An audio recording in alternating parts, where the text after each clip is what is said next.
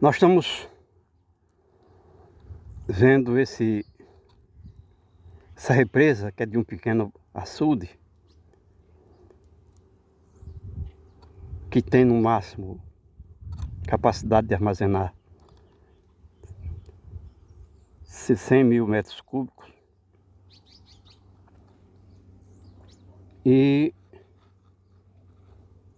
a gente vê aqui dentro da água algumas plantas que estão submersas em consequência da represa ter tomado bastante água, o suficiente para sangrar. E isso significa o quê? Essas plantas aí, que foram plantas que nasceram quando não tinha água na represa, nessa área da represa, nessa parte. Então, como se trata de plantas que não são aquáticas, elas vão morrer. Metade do corpo delas está na água, está submerso. Exatamente a parte onde a planta utiliza os elementos do seu corpo para a captação de água e captação de nutrientes minerais. E no caso, a água aí está em excesso e as plantas não vão funcionar no sentido de viver. Estão morrendo, as folhas já murchando. E a gente vê aqui, nós estamos sobre a parede de terra desse açude que já tem cerca de 80 anos de existência. Vamos caminhar aqui na parede para a gente fazer comentários, explicações científicas sobre o que está acontecendo aqui, para que essa água, esse açude que compõe cerca de 40 pequenos açudes num município, todos cheios, e depois da última chuva vão durar no máximo com essa água 10 meses. Todos vão secar ao mesmo tempo. Porque a construção de um açude, o engenheiro, quando vai calcular as dimensões de um açude, ele leva em consideração a bacia hidrográfica do rio, dos riachos, e a capacidade e o volume médio de chuvas no lugar. As dimensões do açude não é arbitrária, ela é feita baseada em cálculos matemáticos com relação a uma oferta de chuvas e a dimensões da bacia hidrográfica. Então aqui se calculou como sendo semiárido no máximo 500 milímetros ao ano de chuva.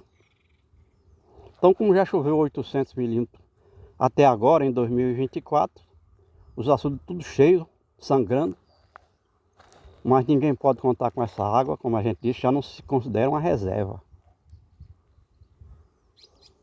Porque pelo sangradouro desses açudes já passou um volume de água 10 vezes maior do que a capacidade de armazenamento de cada reservatório, de cada represa. Essa água foi para outros açudes e pode ter chegado ao mar. Então, de toda a chuva que caiu aqui até agora, 800 milímetros em 2024, não tem 1% dessa água nesses reservatórios que existem aos milhões no semiárido nordestino.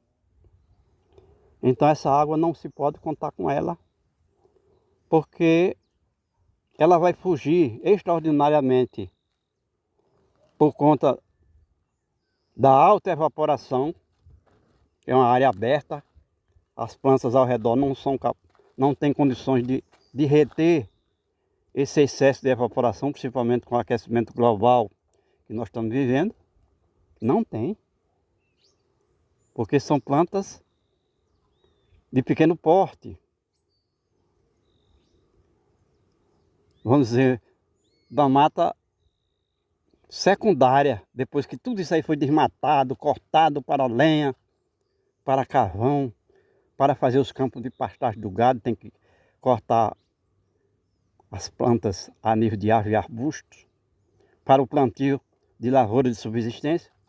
Então, são uma vegetação que corresponde a 1/3 da massa vegetal que existia aí, da mata nativa. Não só em termos de volume de cada planta, mas também espécies. Repito, aí tem no máximo 1/3 das espécies vegetais que existiram aí da mata nativa. E nós voltamos aqui ao açude e a gente vê que a parede de terra ela cedeu aqui na frente. Se aqui onde nós estamos caminhando ela tinha, vamos dizer, 5 metros de altura, agora ali na frente tem 4. A gente vê aqui os formigueiros no açude, vão concorrer para a fuga de água da represa e pode inclusive torar o açude, dependendo da quantidade de formigueiros, ficar furada a parede por dentro, as formigas fazendo a sua casa, os formigueiros, vão, vamos dizer, tirando a estrutura da parede de terra com esses furos. Por aí pode vazar água e levar a parede embora com excesso de buracos feitos pelo formigueiro. E a gente vê as juremas.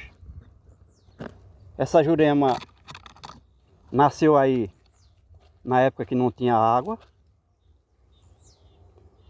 e que não tinha água represada, e agora ela está bem pertinho ali do nível da água. Ela está sofrendo porque suas raízes estão aí num terreno, vamos dizer assim, muito molhado, muita água, e as raízes vão apodrecer. E quando elas apodrecem, seca, como é uma planta muito resistente, a jurema é madeira de lei, madeira que faz lenha, carvão, ela vai secar e vai funcionar como um cano, fazendo a água da represa fugir por intermédio das raízes. E aí a gente caminha mais um pouco aqui, a parede muito mais baixa. Agora nós descemos praticamente uma ladeira, onde foi o nível da parede na época da construção desse açude. E agora a gente vê que ela está cedendo, abatendo, porque o terreno vai acomodando com a água da represa e também, como a gente disse, pela existência de muitos formigueiros. Os formigueiros normalmente funcionam na seca, no verão, quando não tem água na represa. Mas agora eles estão trazendo transtornos, porque estão, ao furar a parede, vai diminuir a capacidade do terreno em sustentar a água, a pressão da água da represa. E a gente vê bastante lixo aí, quer dizer que tem gente. E continuamos mostrando o número de plantas juremas que nasceram aí na época que não tinha água na represa, e agora o açude está sangrando e a água já chegou no tronco da jurema. Vai prejudicar certamente a jurema, que não pode ter as suas raízes dentro d'água. E, como a gente disse, a represa também vai ser prejudicada, porque a jurema com suas raízes vai funcionar como canos para a fuga da água da represa para o lado de fora da parede. E a gente vê ali uma acerola. Certamente nasceu aí porque alguém jogou uma semente. É uma fruta de grande resistência ao problema da escassez de água. E se ela tiver água permanentemente no tronco, água doce, ela produz frutos durante o ano todo, vale a safra, como a gente diz aqui, produção de frutas de acerola, se a acerola estiver recebendo água doce das chuvas todo o tempo. E a gente diz da chuva, não quer dizer que seja a chuva diretamente. Digamos que a água da chuva tenha sido armazenada numa cisterna, permanece água doce, limpa, potável. E se alguém vai suprindo essa água no tronco da acerola, ela vai produzir no mínimo 6 vezes por ano. Mas o mesmo não pode acontecer com água do açude. Por quê? Porque aí tem no mínimo 80 elementos físicos, orgânicos, químicos que não fazem parte da água. Porque quando a água da chuva se precipita na litosfera, ela vai arrastando toda aquela massa orgânica decomposta de animais que morreram, excremento de animais, para o açude. Todo açude tem isso. Então não é a mesma água, não é a mesma água da chuva. E o que vai acontecer é que as plantas não vão, nem mesmo as plantas aquáticas vão ter a mesma capacidade de desenvolver aí dentro, como seria se tivesse com água doce pura da chuva. E a gente não força muito a barra, diz que quando a água da chuva se precipita na litosfera, adquire 80 elementos químicos físico-orgânicos estranhos à água e, portanto, a água é lixo. É água no estado lixo. A gente vê aqui, a Jurema até tentou botar uma flor com a água da chuva, mas a partir do momento que a represa jogou a água no seu tronco, ela vai sofrer e vai morrer. Se permanecer mais de 3 meses com água no tronco da Jurema, ela vai morrer, porque ela não é planta aquática. É bom a gente explicar isso, porque tem gente que não entende. Então, o fato do homem ter deixado essa Jurema nascer aqui na parede de terra do açude é um desastre. É falta de informação, de esclarecimento, capacidade de entender que a planta não é, que a parede de terra, que isso aqui é um açude abandonado aí no meio de uma propriedade, a planta não é aquática. E ela vai prejudicar o represamento da água, porque a água vai fugir pelas raízes da planta, que funciona como se fosse um cano jogando água para fora.